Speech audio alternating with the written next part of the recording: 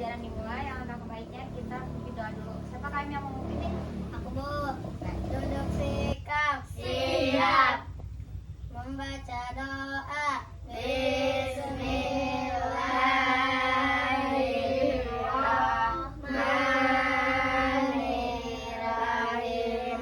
Rabbi zidni ilman warzuqni fahman. Ya Allah, tambahkanlah ilmuku dan berilah kepadaku pemahaman yang baik. Amin ya robbal alamin.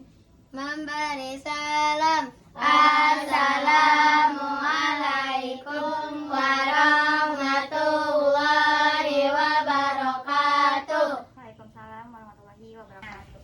Ada yang tahu gak tujuan pembelajaran bunyi dan sifat itu apa? Nggak tahu. Tahu, ibu jelasin ya. Yang pertama ada mengidentifikasi pengertian bunyi, menjelaskan sifat-sifat bunyi, melakukan percobaan sederhana cara berkelompok, menganalisis hasil pengamatan, menunjukkan sikap kerjasama, tanggung jawab, dan komunikasi efektif. Yang terakhir, menyajikan hasil proyek kelompok dalam bentuk presentasi. Oke, kita lanjut ke materi pertama ya. Ada yang tahu gak bunyi itu apa? Aku, Bu. Apa? Bunyi adalah salah satu bentuk energi. Ya, bunyi juga merupakan gelombang getaran yang timbul dari benda yang bergetar. Contoh nih, ibu ketuk meja ini. Ada getaran kan sama mengeluarkan bunyi? Iya. Nah, coba kamu dengar, tempelin telinga kamu sini. Ada getaran sama bunyi enggak? Ada. Itu termasuk bunyi, oke? Oke. Nih di sini ada sifat-sifat bunyi. Yang pertama, bunyi dapat merambat, bunyi dapat dipantulkan, dan bunyi dapat bergerak ke segala arah. Ada yang tahu nggak tadi ibu sebutin sifat-sifat bunyi apa aja? Aku tahu Apa? Boleh. sifat-sifat bunyi. Ya. Dapat merambat, bunyi dapat dipantulkan, bunyi bergerak ke segala arah. Nah, itu termasuk sifat-sifat bunyi. Bunyi. Ya. Tadi sifat-sifat bunyi ada 3.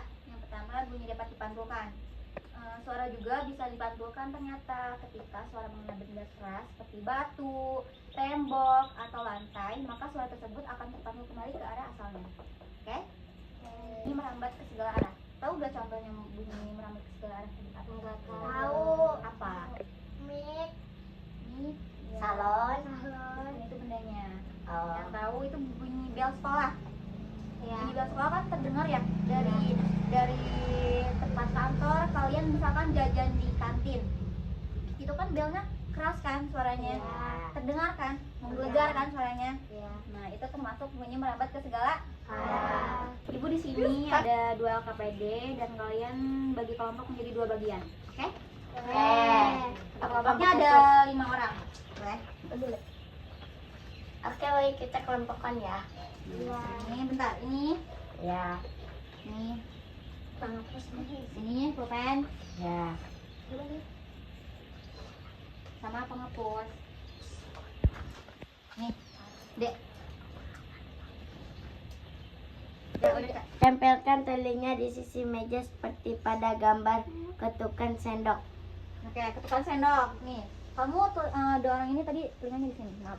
Ini sama. Nah, udah yuk itu bertiga. Nah, terus apa? Suara apa? Ngepus. Pulpen. Pen. Pulpen. Ngepus. Nah, suara apakah suara yang dihasilkan sama? Beda. Gitu. Berbeda. Belakangan. Kamu kesini. Nah, belakangi kan. Ayo ngobrol. Kamu dengar gak suara dia? Kamu ngomong. Sapi. Kedengar kan? Dengar. Nah, di sini kalian catat ya.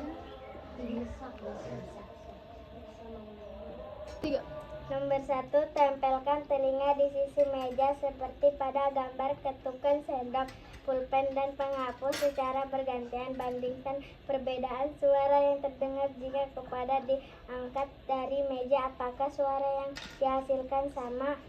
Jawabannya berbeda. Ya. Menurut nomor 2, menurut kelompokmu suara benda terdengar lebih tinggi ketika posisi telinga menempel di meja atau ketika kepala diangkat.